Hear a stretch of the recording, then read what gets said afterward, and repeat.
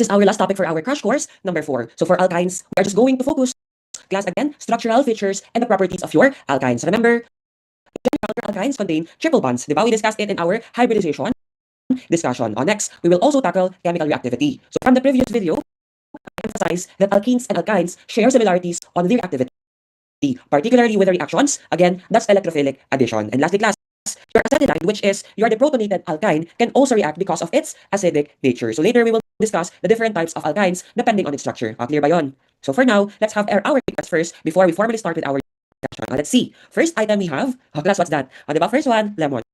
Ito si ate, second, inaatake ng acid reflux. Thirdly, ayan, pH scale. And lastly, the structure of your terminal alkyne. So for your terminal alkyne in particular, class, it is acidic. Okay? So that's why our first common theme here is acidic. So later you will see that your alkyne, particularly the terminal alkyne, where we have a free or one hydrogen atom bonded to your carbon, which is triply bonded to another R group, it has acidic properties. Clear ba? Next, we have here, what's that? They occur in triple, diba? That's your triple bond in particular. So class, again, these are some of the features, structural and physical properties, or chemical rather, of your alkynes. So for applications, let's first discuss the real life or real world applications of your alkynes. So remember, your alkynes, usually they are used for welding and metal cutting. So particularly class C, oxyacetylene. So it's used for metal cutting at very high temperatures with oxygen. Okay, next, pharmaceutical. So similar with alkenes, used as precursor. Thirdly, we have illumination. So actually, this is historical agent. If you're familiar with carbide lamps, so carbide is a molecule that has triple bond. So we use it for light in mining and caving. Okay. Still shopping.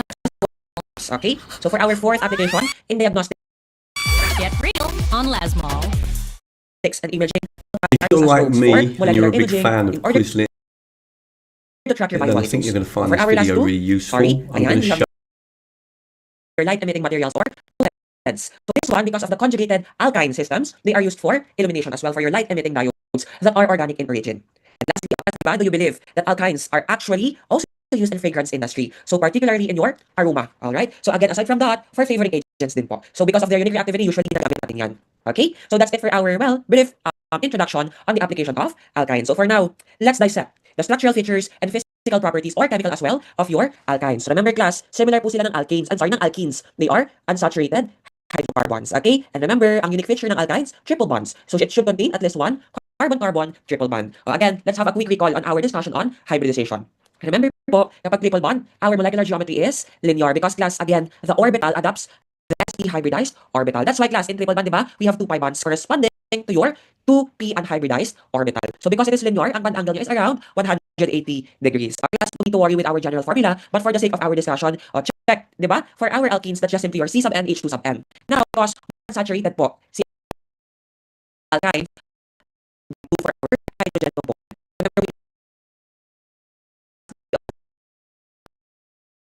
You can also use it for our prediction ng number of triple bonds specific for your alkynes. Okay? So for instance, we have ethine, 2 carbon alkyne, and propine, 3 carbon alkyne. For our DU, as I have said, usually class ang alkyne, it has 2 DU. Remember, for triple bond, we have 2 degree of unsaturation. Okay? Because your DU will indicate the number of pi bonds and or rings that contain as well the triple bond. So remember class, don't forget, each triple bond will add 2 to our degree of unsaturation calculation. So I emphasize you need to memorize your degree of unsaturation formula. Okay class, for the nomenclature on the other hand, again, ang suffix po natin is Y and E. So that's why for your 1-butane, of course, ang mother molecule niyan for your alkane, butane. So this one, it contains 1 triple bond in your C1 position. Okay? So class, remember, very important po yung nature ng triple bond in your alkyne because it gives your alkyne its distinct chemical properties compared to your alkanes and alkenes. So later you will see again the prominent acidity or enhanced acidity of our terminal alkynes because of our linear structure. Okay? So for our next features and properties, ayan class, yung pinapertain ko. Sa terminal alkyne, the triple bond is at the end of the chain. So internal alkyne class, from the name itself, it's within our hydrocarbon chain. Or for instance, usually ang terminal alkyne meron siyang lone proton attached to your carbon that is participating in the formation of triple bond.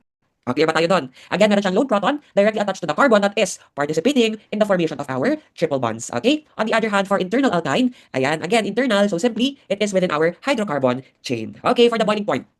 Your boiling point ng alkyne is slightly higher than the corresponding alkanes and alkenes. Sir, what's the reason? Ayan class, nasa slide na po. Greater polarity. Okay, because your carbon-to-carbon triple bond is actually electron-rich, it will create a divide. Okay, a polar bond that will stabilize your alkyne structure. So this one is very prominent, particularly sa terminal alkyne, wherein your CH bond here will have a polar bond. So that's why, somehow class, very, very slight lang naman yung discrepancy or difference with the boiling point of your alkenes comparing to your alkynes. Again, much higher ang boiling point ng alkynes compared to your alkenes. Okay, for solubility acidity of class, again, we are repeatedly discussing this. Lagi pong insoluble lahat ng hydrocarbons in water. For your non-polar or organic solvents, ayan, relatively soluble sila, particularly with your polar organic solvents. Okay? For acidity, again, ito class, this is very unique or exclusive sa terminal alkynes because of the sp carbon. Okay? That's why we will form acetylide and ions. Again, that's just the deprotonated form of your terminal alkyne. So what's that deprotonated form? Class, wala na yung proton, and your carbon will now carry a negative charge because, remember, di ba? Strict follower ng octet rule, si carbon. Clear ba tayo? Don't worry, we will discuss that particular formation ng acetylide and ions. Okay, so again, class, for your hydrocarbons, di ba, remember, we have your alkene, single bond, see, alkene, double bond, very reactive. And lastly, alkyne, triple bonds. Again,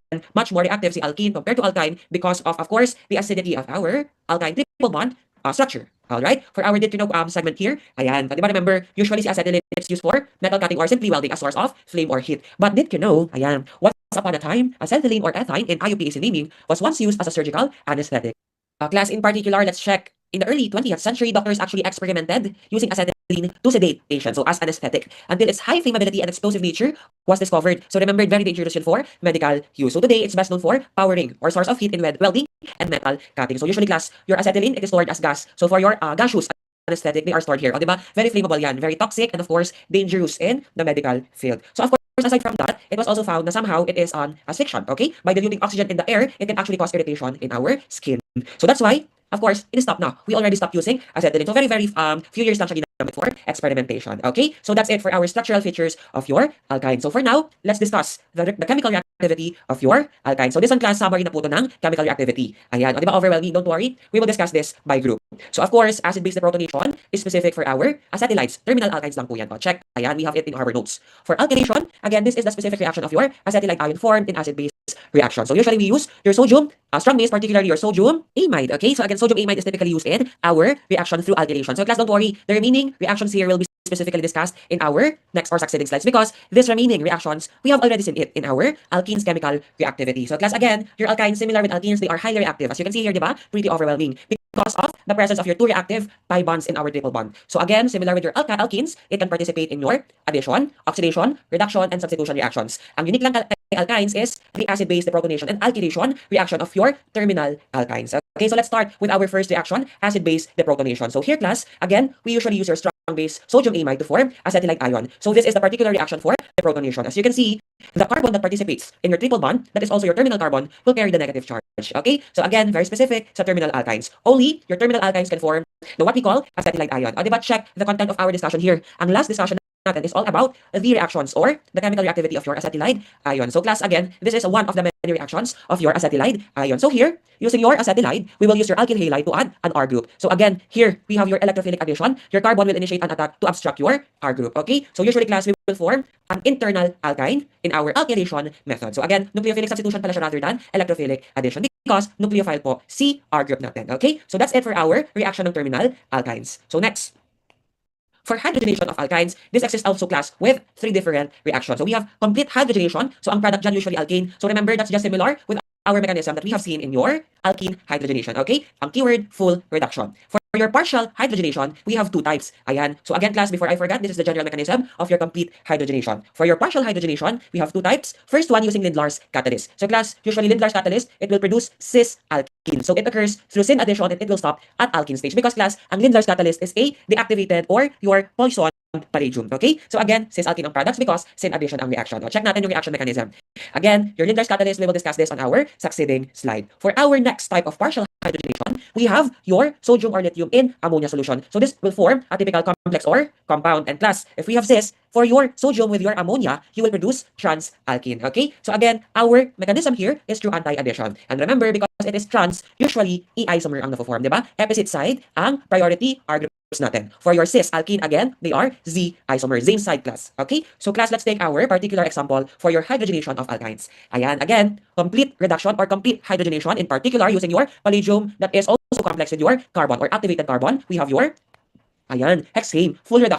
So again, saturated hydrocarbon ang product natin. Now, if your 3-hexyne, remember, internal alkyne is partially hydrogenated using Lindlar's catalyst, oh sir, I know it will produce cis alkene. Yes, particularly class cis 3-hexane. So again, always Z-isomer ang napoform for our Lindlar's catalyst reaction. So for our sodium in ammonia solution, we will produce the trans configuration. O sir, ano ba yung Lindlar's catalyst na yan? As again, as I have discussed, that is your, poison palladium. So again, this is used for selective hydrogenation convert your alkynes to cis alkenes. Okay? Again, selective partial hydrogenation ang specific mechanism ng Lindlar's catalyst. So usually this is prepared through the reaction of your palladium on calcium carbonate. So here, we will also use your quinoline or your lead acetate to reduce activity or your lead acetic anhydride. Okay? So again, this is the typical reaction of our formation of Lindlar's catalyst. So usually class, this is also categorized as heterogeneous catalysis because your Lindlar's catalyst exists as a solid. O, diba? Of course, it is powdered because this is produced through your several stepwise mechanism. Okay? So again, our keyword for Lindlar's catalyst either poisoned or deactivated palladium. Clear ba with our hydrogenation or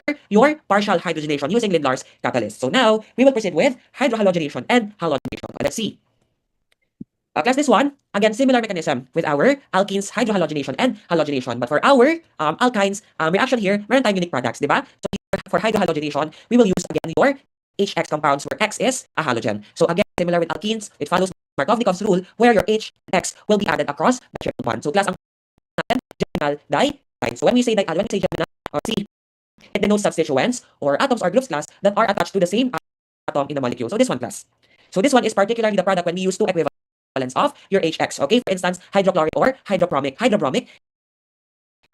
Right? So again, similar mechanism with the hydrohalogenation. But here, because we have triple bonds, we can use two equivalents of HX. Okay? Similar with halogenation, we can also use either one or two equivalents in order to produce for one equivalent or haloalkane for two equivalents of your diatomic halogens. Class, if we have geminal halide for your halogenation, we call your product tetrahalide for one equivalent. I'm sorry, for two equivalents. Okay? So as you can see here, we will form your alkane that is or that has four halogens in your structure. And do you know, class, this is very sterically strained because of the bulky structure or bulky substituents, your halogens. So in the case that we only added your one equivalent, similar lang siya with your geminal halide. So again, anti-addition. So one will be here, then one will be here,